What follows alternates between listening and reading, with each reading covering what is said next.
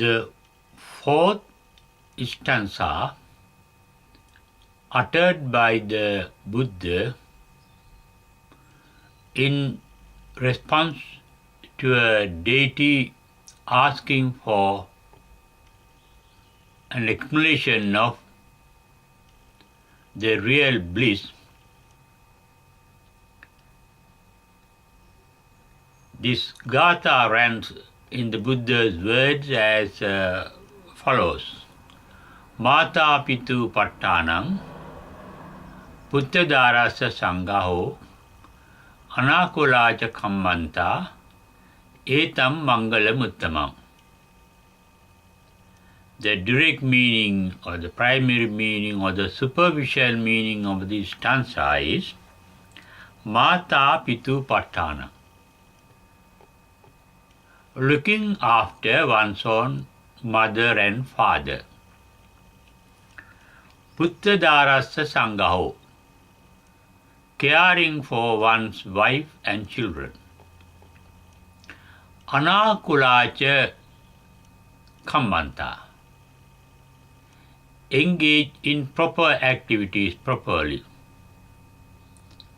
Etam mangalam uttamam are blessings. These blessings of the superficial meaning refer to the blessings in day-to-day normal life of layman. But these explanations carry a secondary meaning that can be inferred or implied by the wise. The basic quality given in this explanation superficially is selfless love. It is with selfless love, that is called altruistic love, called metta in Pali and maitri in Sanskrit. Maitri means friendliness. This altruistic love or selfless love is the basis of looking after one's own old parents who need to be looked after by somebody. Puttadarasa sangaho, looking after one's wife and children well and caring for them is the duty of a layman. But that also includes selfless love, because in both these activities, looking after parents and looking after one's own wife and children, one has to do a lot of sacrifices. And that is why that love with which one does those activities are supposed to be altruistic in their love and selfless in that love. Anakulacha kammanta, proper activities also. Blameless, proper activities means activities that are not harmful to others and to oneself, but also beneficial to oneself and beneficial to others. But all those descriptions made by the Buddha superficially, meaning directly, need not be explained to a deity, because they know that looking after all parents is a good act. Looking after one's own wife and children is a good act. And being engaged in activities not harmful to others and oneself and beneficial to oneself and others is a good action. One need not become a Buddha, one need not become an enlightened one, awakened one, to give these explanations to a deity who really knows the truth of these sayings. But the commentaries say, after listening to the Buddha explaining the items of bliss that you are describing, billions of deities got enlightened. And innumerable are the deities that reach other stages on the path to enlightenment. If that commentary is correct,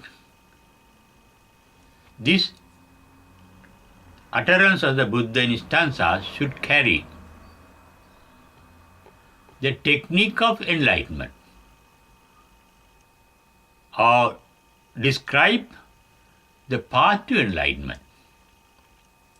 And even this stanza that I mentioned here, the fourth stanza uttered by the Buddha, should show a very important stage on the path to enlightenment.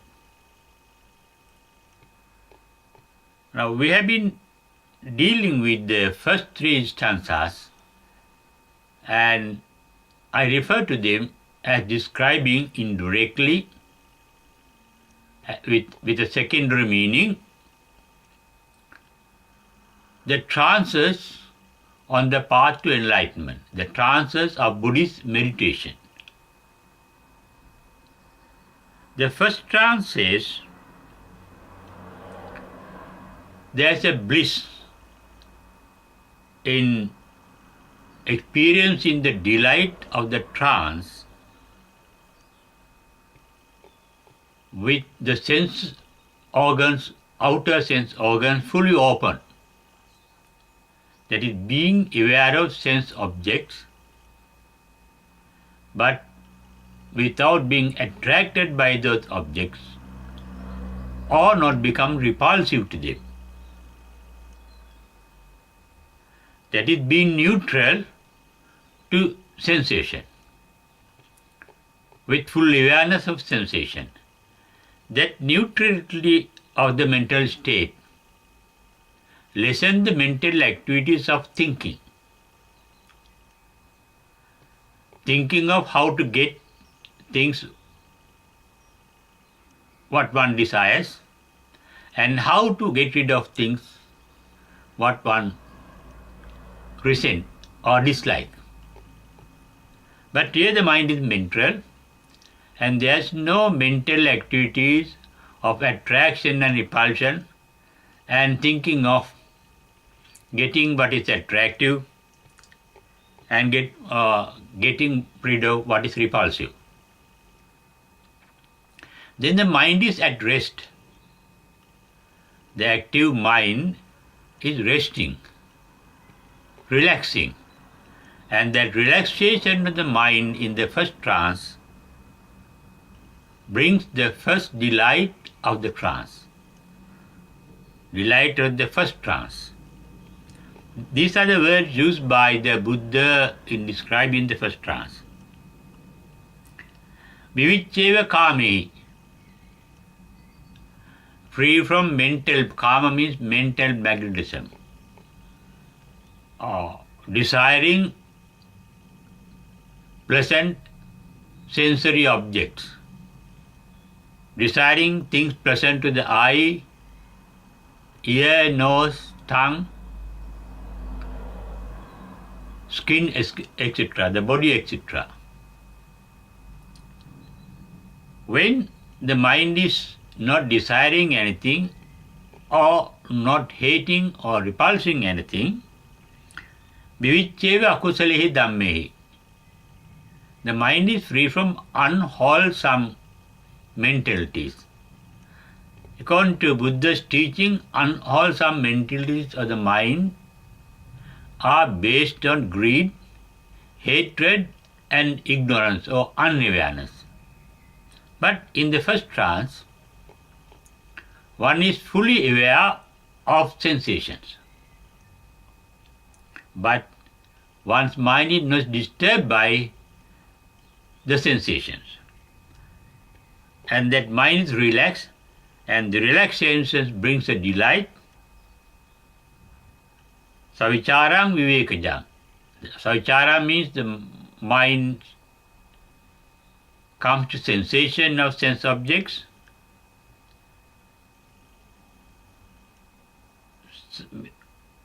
Savitakka means coming to sensation. Savichara means continuity of that sensation, because continuity of that awareness. Then vivekajam means the mind is relaxed, the mind is resting without any activities of thinking for getting what is desirable and getting rid of what is undesirable. No thinking of that. Piti sukham. Piti is the delight. Sukham is the continuation of that delight. Patamajjanam upasampajya vedati. The yogi or the person is engaged, absorbed in the first trance this way. Then the delight in the second trance is different from the first trance, because in the second trance the sensory organs are closed and there is no sensation or sense objects in the outside. This happens, this transcendental bliss in the first trance is much higher than the sensory pleasures. When one is absorbed in that delight, what happens is the sensory organs feel they have no duty to do, no act to do. They just go to sleep. They become dormant. They become closed, as if we are in a deep sleep. The difference between the trance and the sleep is, in the sleep we are not unaware, but in the trance we are aware of what is happening. But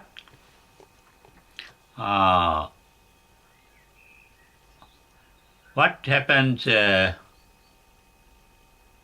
in this first trance is, one is aware of sensation. In the second trance, one is not aware of sensation, because the sense organs are closed down as if one is in a sleep. But the difference in the sleep and the second trance is, one is aware of one's own mental world, the mental activities, the mental sensation. The mental sensation, there is a transcendental delight. One is sensing, one is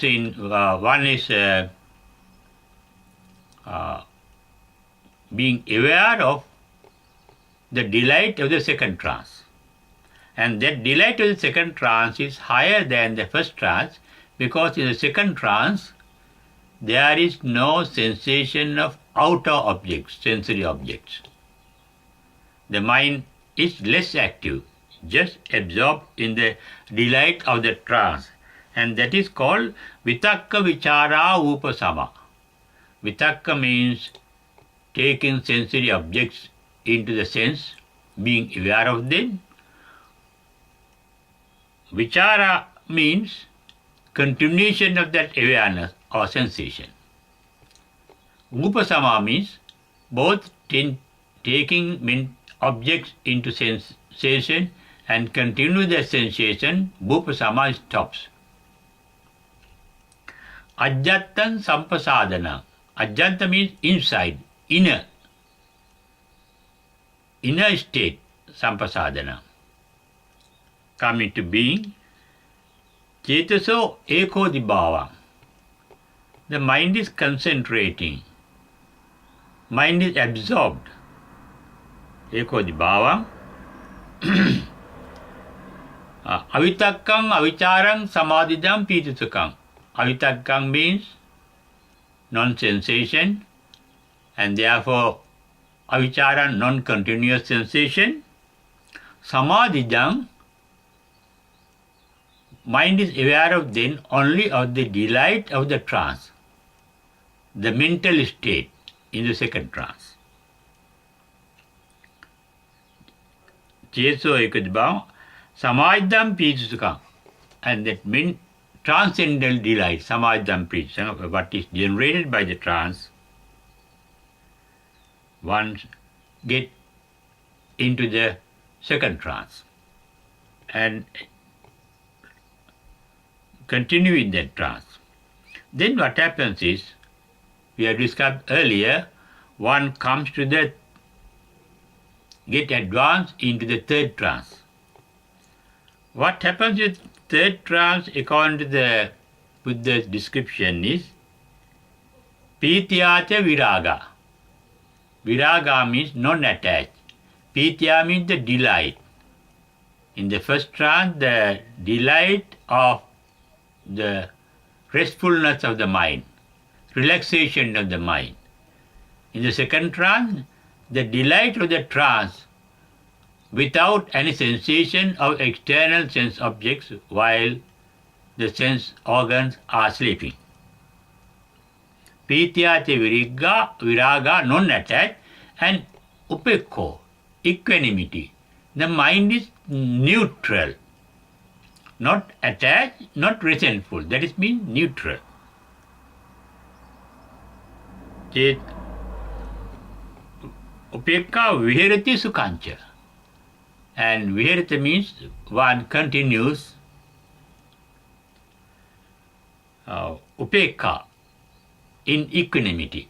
The mind is continuing in equanimity, and it is a blissful state of mind when the mind is neutral, not being disturbed by attachment and resentment. And this is called, Buddha's word is, this is called, means Achikanti upekha satima. This is mindful equanimity. Sukhavihari tatya jhana. And in the third trance, what one is there is, one is blissful satima sukhavihari, being aware of the bliss of upekha satima,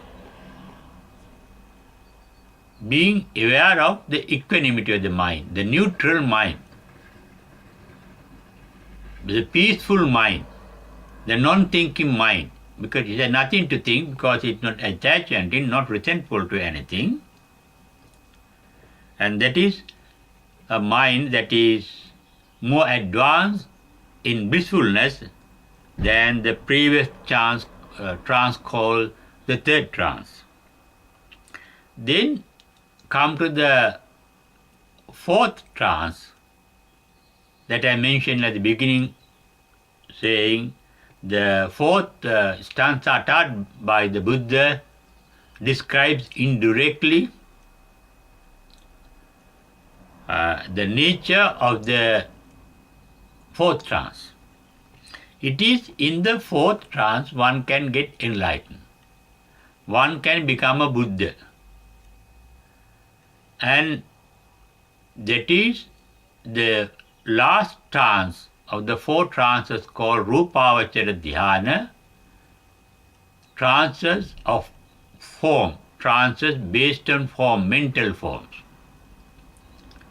Thereafter we get four trances called Arupavachara Dhyana, formless states of mind.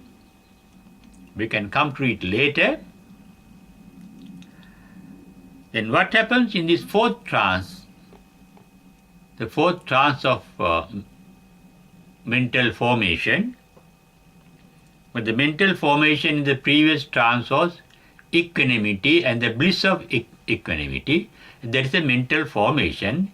It is called a formation because any formation is subject to birth, decay and death.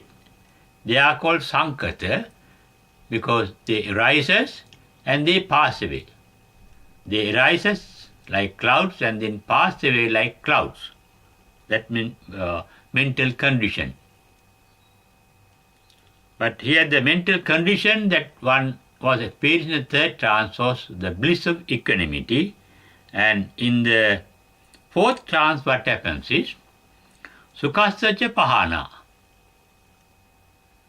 The pleasantness. It dropped the idea of pleasantness. The mind doesn't say this is pleasant. The mind take it as it is, without naming it as pleasant, without getting attached to it. Sukhasacha pahana, dukkhasacha pahana. No unpleasantness. No pleasantness, no unpleasantness. That is a neutral state of mind. Free from raga and free from dosa. Because when there is pleasantness, the mind gets attached to it. When there is unpleasantness, the mind becomes resentful. But here the mind is free from both resentfulness and attachment. And that is a state of love. Love means attention. Attention means selfless. Love means taking things as they are. It is when the self is there, the mind gets attached to the pleasant and resentful to the unpleasant. But when the self is not there, the desire for sensual satisfaction is not there, the mind is full of altruistic love, that is called selfless love. Love is attention. Now, in this fourth trance, the mind is attentive, alert, aware, but not describing things as pleasant or unpleasant. That is its nature. That is its nature. When something is unpleasant, the mind take it as it is, not naming it. That is its form, that is its reality. When something is pleasant also, mind take it as it is.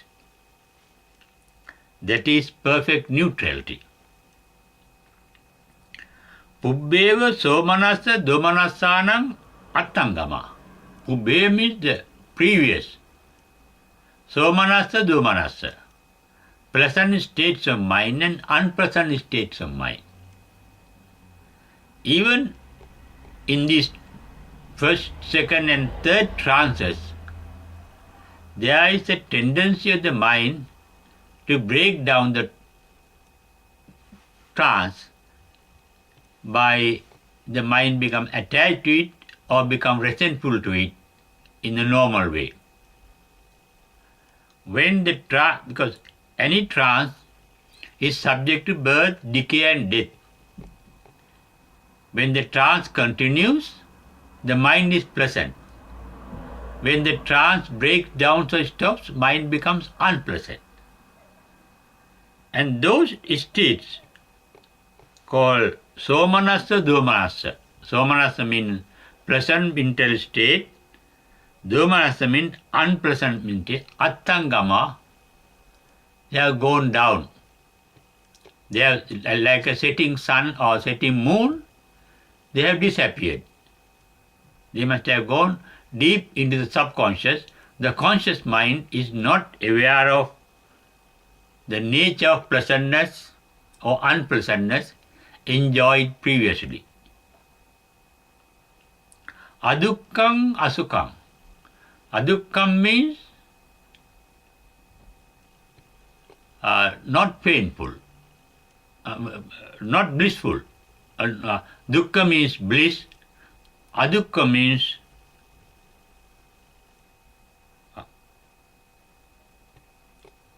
attangama, free from both sukha and dukkha.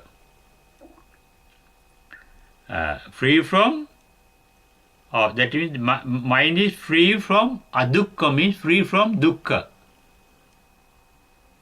Dukkha means pain of mind. free from asukam means there is no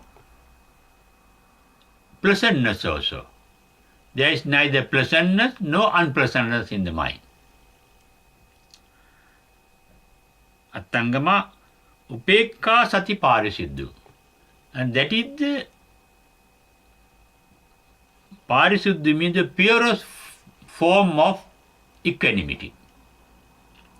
The purest form of equanimity, the neutrality of the mind, not getting attached to the present and not getting resentful to the unpleasant. It is with this state of mind that one has to take care of or look after one's own all parents. Without attachment, without resentment. There may be unpleasant forms, unpleasant order, unpleasant activity in looking after them. But just become with a neutral mind and doing it with a delight, altruistic delight, with altruistic joy called mudita, looking after parents. Those activities are not always present, but one can enjoy doing that, take delight in doing that neutrally. Looking after one's wife and children also, there can be conflict. Because there can be conflict between oneself and one's parents, because their ideas are quite different from the ideas of the son or the daughter. So, a father's ideas may be different from the wife or the children, and there can be conflict. And here, living without conflict, no division. That is how the fourth trance runs. Fourth trance runs without any conflict in the mind, because the mind is neutral. In our normal life, our mind may be engaged in unwholesomeness of pain or resentfulness. Then another part of the mind says, control the resentfulness, control the disliking, control the desire for alcohol or drinking or something, doing something bad. When in the normal life, one part of the mind is always advising another part of the mind when it goes wrong. But here in the fourth trance, the mind is not going wrong, the mind is neutral, and there is no conflict in the mind. In normal discipline, normal control, we are trying to control us. We try to discipline us. We try to improve our mind. One part of the mind